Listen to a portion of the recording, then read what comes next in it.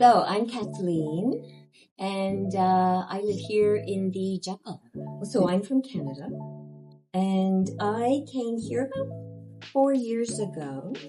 I just decided, I've been dealing with the cold long enough, and I decided it's time for me to move. So I basically sold everything, stopped my work, and I looked at different parts of Mexico. What I was looking for was a community that was at least where the infrastructure was pretty well advanced, and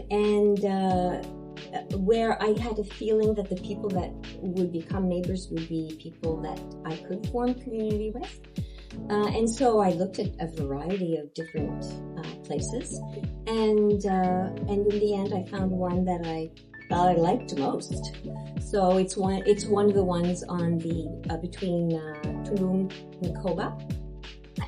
For me, there's a lot more of a sense of community here than in Canada.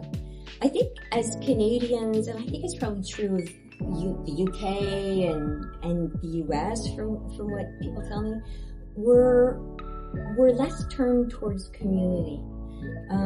And so we tend to live more in isolated ways. And I find here in Mexico, it's easier to find community. I've often called it your tribe. It's easier to find that here. And I think more and more people are looking for that now. It's important to us. I think we're coming to an understanding that, we need each other. Mm-hmm. Community is super important. And then, I always talk about the cold and getting away from the cold. But at the end of the day, you know what? I realized it's not so much the cold. It was the absence of light. Because in Canada, there's not a lot of light for a lot of the year. Even in the summertime when there's supposed to be light, there often are cloudy days. And so I realized only once I was here that is also what I was missing and why I so love living here, because there's a lot of light. It's like we're not plants, but like plants, we need light. We need light. It affects our mood. I lived a lot of my life in cities, big cities and smaller cities, but at the end of the day, I love nature, and I love the forest or the jungle, the lakes, the rivers. The connection with the earth is key to me and my well-being. I love animals.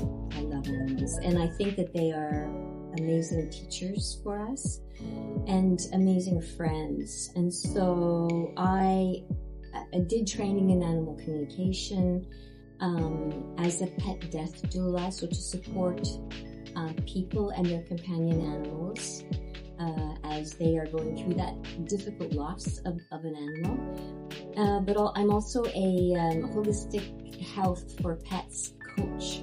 So the intention is not to replace veterinarians, but to work with veterinarians, where my emphasis is on lifestyle choices like diet and exercise and a variety of things that we can do holistically to support the health of animals. All of my life, my career, I was working with groups. I was in front of groups all of my life. And I was either facilitating groups, or I was doing conflict resolution, or I was helping executives plan the future of their organizations. I was helping employees decide how they wanted to work together, what values were important to them. So I would say I'm very well qualified in helping community come together in a harmonious way. I think that people do have illusions about community, because when people think about community, they only think about the good times. But truly, community is about evolving. It's about all of us evolving, because community challenges us.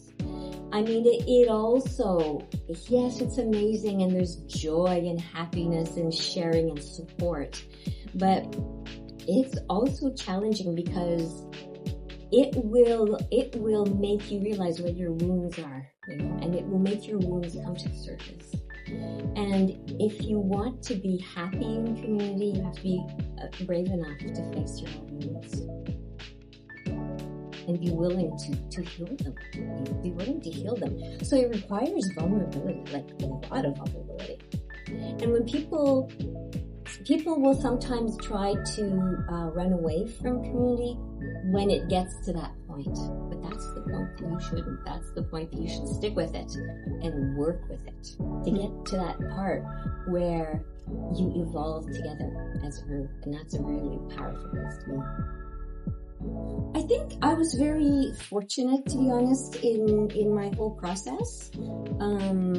I found good contractors, with the help of people who had experience.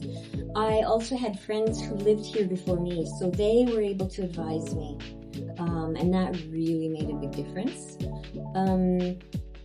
I think that, I don't know, I think people tend to forget all the infrastructure. And the importance of the infrastructure. We love to think about our home and what it looks like, and I was excited about what I could plant.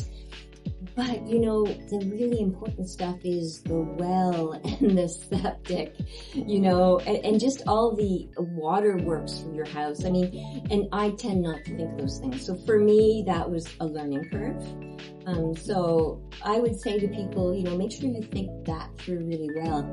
And the thing is too, this climate is radically different from my climate where I come from. So speaking to people who have experience is really important. Simple things like in Canada, we will, if we want passive solar, we go with southern exposures. But here, that's not really, you want to avoid the heat, but the sun is so high in the middle of the day that it's not so much the exposure that you want to avoid. I've learned that the western exposure is the one you most want to avoid because now the sun is starting to get lower and still very hot. So it's things like that I learned along the way. I have known you guys for a number of years now. And I think what I appreciate most about you guys is your authenticity. Because that is a rare quality. It's a rare quality. And in my early days of Mexico, Noelle in particular was part of, I hadn't met you yet, Karen, but I had met Noelle. And, feeling a sense of connection with someone right from the get-go, it certainly was a factor in making me feel comfortable about making this move, because it's a tough move. I mean, it's not, moving is tough as it is within your own country, but moving to another country is a whole other ballgame. And if I hadn't met you guys and other friends and had strong connections from the beginning, as well as people in this community that I've already developed good friendships with, I don't know that I would be here. If you could spend time, and get a feel for the people and are they your tribe? Do they have similar values? Do they care about the same things you do? Yeah, if you can do that, that's ideal. I don't know how possible that always is, but if it is, that would be great.